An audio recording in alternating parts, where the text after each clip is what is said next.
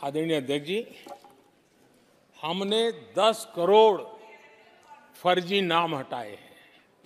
अभी लोग पूछते हैं पहले इतना आंकड़ा था, क्यों कम हुआ? आपने ऐसी व्यवस्था बनाई थी जिस बेटी का जन्म नहीं हुआ उसको आपके यहां से विधवा पेंशन जाते थे। और ऐसे सरकारी योजनाओं को मारने के जो रास्ते थे ना, 10 करोड़ फर्जी नाम बंद किए।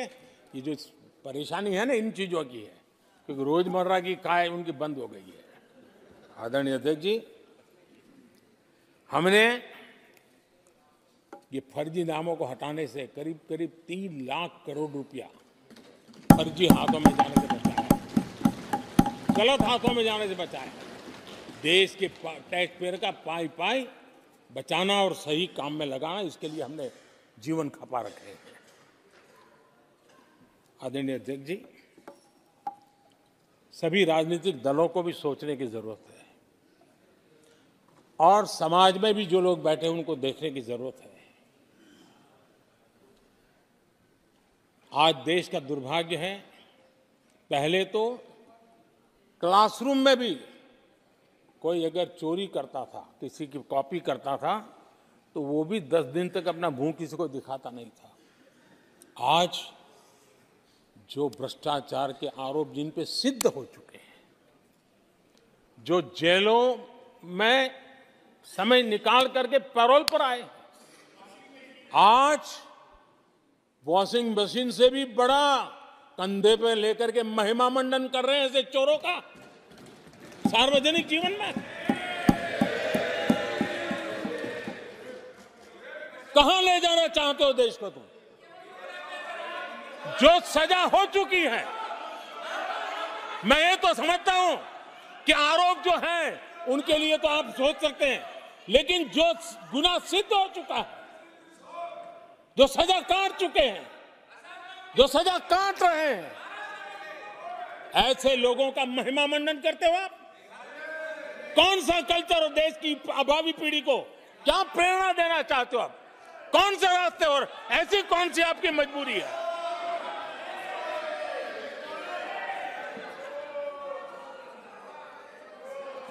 और ऐसे लोगों का महिमा मंडन किया जा रहा है, उनको महान बताया जा रहा है। जहां संविधान का राज है, जहां लोकतंत्र है, माननीय अध्यक्ष जी, ऐसी बातें लंबी नहीं चल सकती हैं। ये लोग लिख करके रखे हैं, ये जो महिमा मंडन का काम चल रहा है उनका, वो अपने ही खात्मे की चिट्ठी पे सिग्नेचर कर रहे हैं लोग।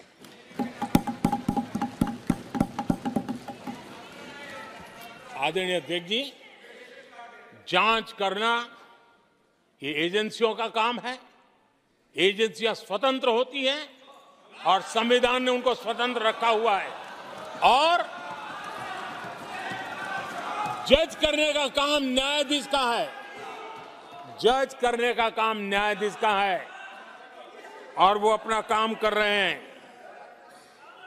और अध्यक्ष जी, मैं इस पवित्र सदन में फिर से दोहराना चाहूंगा, जिसको जितना जुल्म मुझ पर करना है कर ले, मेरी भ्रष्टाचार के खिलाफ लड़ाई चलती रहेगी।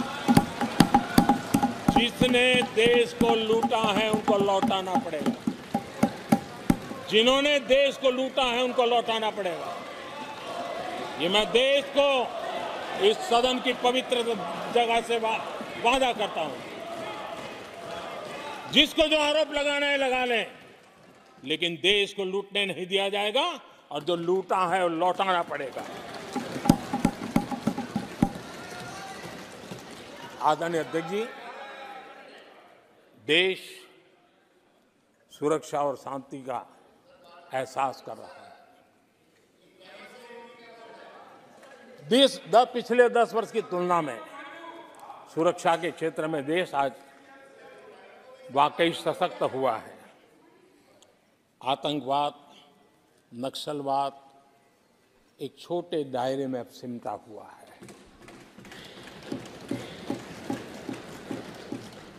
लेकिन भारत की जो टेररिज्म के प्रति जीरो टॉलरेंस नीति है। आज पूरे विश्व को भी भारत की इस नीति की तरफ चलने के लिए मजबूर होना पड़ा। भारत की सेनाएं सीमाओं से लेकर के समंदर तक अपने सामर्थ्य को लेकर के आज भी उनकी धाक है। हमें हमारी सेना के पराक्रम पर गर्व होना चाहिए।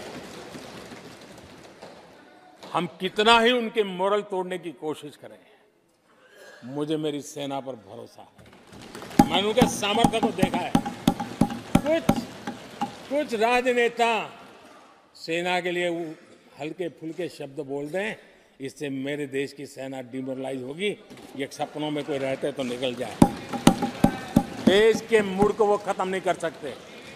और किसी के एजेंट बन करके इस प्रकार की भाषा अगर कहीं से भी उठती है, देश कभी स्वीकार नहीं कर सकता है। और जो खुलेआम देश में अलग देश बनाने की वकालत करते हैं,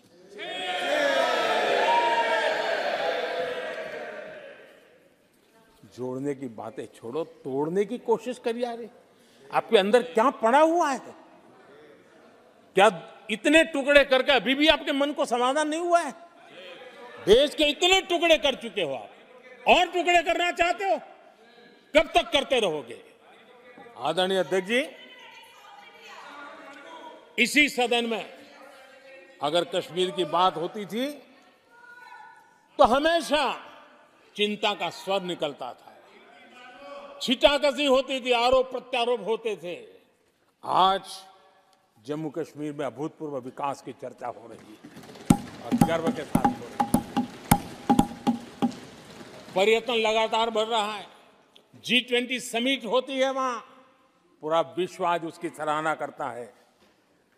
आर्टिकल 370 को लेकर के कैसा हुआ बना के रखा था। कश्मीर के लोगों ने जिस प्रकार से उसको गले लगाया है, कश्मीरी जनता ने जिस प्रकार से गले लगाया है, और आखिर के ये समस्या किसकी देन थी? किसने देश के माथे पर मारा था? किसने भारत के संविधान के अंदर इस प्रकार की दरार करके रखी हुई थी? आदरणीय अध्यक्ष जी, अगर नेहरू जी का नाम लेते हैं तो उनको बुरा लगता है, लेकिन कश्मीर को जो समस्याएं झेलनी पड़ी उसके मूल में उनकी ये सोच थी और उसी का परिणाम है देश को भुगतना पड़ा।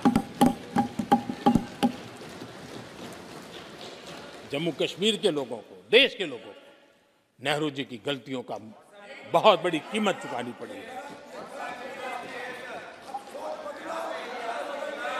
आदरणीय अध्यक्ष जी, वो भले गलतियां करके गए, लेकिन हम मुसीबतें झेल करके भी गलतियों सुधारने के लिए हमारी कोशिश जारी रखेंगे। हम रुकने वाले नहीं हैं। हम देश के लिए काम करने के लिए निकले हुए लोग हैं।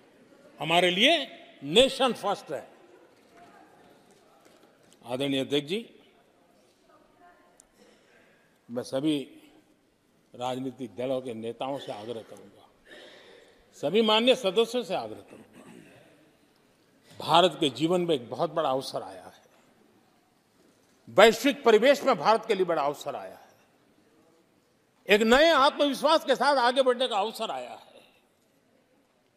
राजनीति अपनी जगह पे होती है, आरोप प्रत्यारोप अपनी जगह पर होता है, लेकिन देश से बढ़कर कुछ नहीं होता है।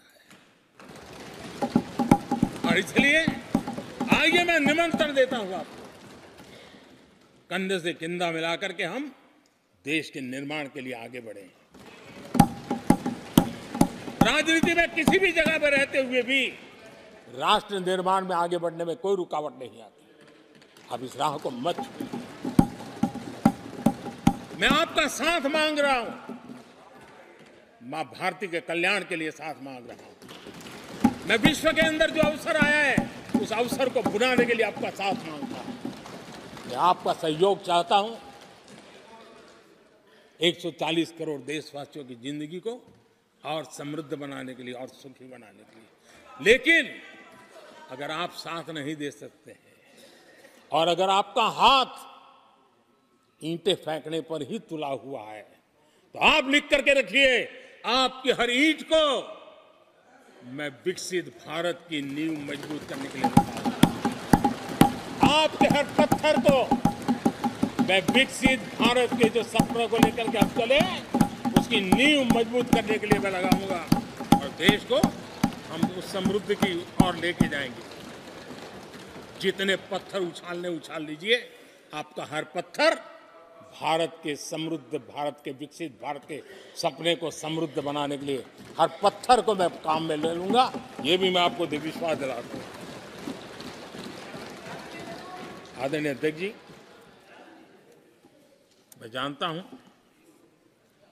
साथियों की तकलीफें मैं जानता हूं, लेकिन वो जो कुछ भी बोलते हैं मैं दुखी नहीं होता और दुखी होना भी नहीं चाहिए, क्योंकि मैं जानता हूं ये नामदार है, हम कामदार हैं